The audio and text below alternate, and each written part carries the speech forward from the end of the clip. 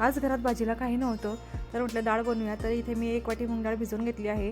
तेल गरम करून घेतलं आहे. त्यामध्ये 1 चमचा मोहरी, 1 चमचा जिरं, लसूण बारीक करून कट करून घेतला आहे, कढीपत्ता, कांदा, हिरवी मिरची, वाटाणा, टमाटर छान मिक्स करून घ्यायचं आहे. चवीप्रमाणे मीठ,